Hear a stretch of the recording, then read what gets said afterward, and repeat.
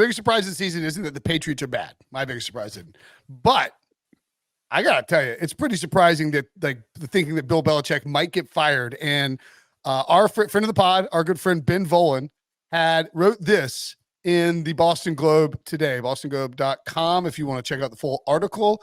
Noted, amid all the talk of Belichick being on the hot seat, the NFL Network surprisingly reported in late October that Belichick had, quote, quietly signed a lucrative multi-year contract extension. Two people close to the team, this is Volen's report, believe the report was really Belichick sending a message to Robert and Jonathan Kraft. Don't forget that I signed a multi-year contract. You fire me, I have a big fat buyout coming. I intend to collect every penny. Volen goes on to say, Ben says, the Patriots have morphed into a veritable Game of Thrones with several people battling for control of the organization and Belichick trying to hold on as long as he can. The game got more interesting on Tuesday when Josh McDaniels became available after being fired by the Raiders, and then adds, barring a miracle turnaround, it seems increasingly likely this is Belichick's last in Foxborough, and that based on my conversations, Volen writes, I don't think it's 100% that Belichick finishes out this season. And he says that he thinks Belichick could be fired if the Pats lose to the Colts in Germany on Sunday. Pete, I mean, you've been covering this league for a long, long, long time. That would be stupidity. That would be stupidity. There's no way they would fire Belichick. Belichick midseason. Right? You just read it. I'd fire him as the GM. I'd fire him as the GM. I tell him that's what I would do. I'd say, you finish out the season. We're making a change after the season. I'm bringing in a GM. You're not making the football decisions anymore. You're going to coach. That's what I would do. And I think Belichick would walk away. Then he goes. I think he would walk away if that happens. And if that's the case, then he goes. I bet he doesn't. And, there's also rumors that. What's that? There's also rumors that Washington would be interested in him. Oh, I'm sure he won't be out of a job long, but he's. No, I'm saying if you're the Patriots, let it play out. You might get a team to trade for. Well, and then you don't have to fire Belichick. You trade him. You get a pick. That's the way to do it. By the way, let me get. I think Volen also wrote on Sunday that the Patriots view Mike Vrabel as a possible home run hire. Wait, Breach! I was literally just going to say I want to go on record as Vrabel being my pick. You beat me to it again. Look at the names he just. Why do you want Vrabel in there or McDaniels? The whole problem with their offense is it's outdated and archaic. You got to get with the times. You got to get movement and get you would say that to Josh's tempo. face. You would say that to Josh's face. You would not say that to Vrabel's face. Two sources close to the Patriots, Volen wrote today, have independently said the same thing. I'll have a piece of every coaching gig he ever has. Go ahead, give me a beating. I'll take the beating for your money.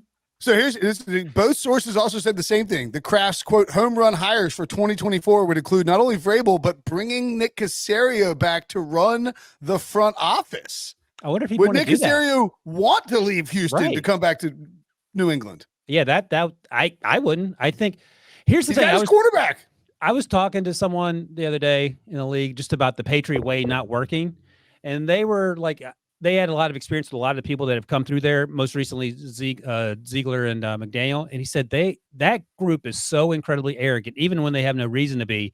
Like in McDaniel's case, like the story we heard from Jay Glazer, like that sort of stuff was rampant the last few years. And a lot of people that come through there, Vrabel obviously is sort of from that tree. John Robinson's from that tree.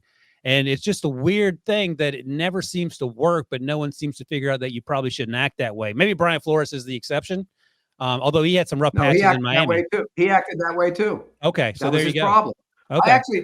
This is a true story. I actually had a conversation with Brian Flores on the street in Indianapolis last year, not this past year, the year before. And I said to him, I go, Brian, I'm gonna say something. I hope you don't take offense to it, but I've been around this league for about 35 years now. Did you know him before you had this conversation? Job. I know him. We said hello to each other, and I said, look, I'm going to be honest with you. I said, my advice would be next time you get a head coach job, because you will get one, be you. Don't try and be Bill. Be you. And he looked at me and he went, and he shook his head. And I think he learned some lessons from the last time. It happens all the time. Kevin Gilbride, when he was the offensive coordinator of the Jaguars, he was a nice man. He's always been a brilliant offensive mind. Then he went to the Chargers and he tried to be Coughlin. That's not who you are. These guys all go try and be Bill. And you can't beat Bill. Bill's Bill. It worked for him. It's not going to work for you. Be who you are. Players see right through that crap all the time. They always do. If you're, if you're fake tough guy, fake, disciplined guy, they're going to look right through it, and eventually it all crumbles around. So that's what happens. And if I were the Patriots, I say, Bill, you stay as coach. We'll let you get the record. That's great.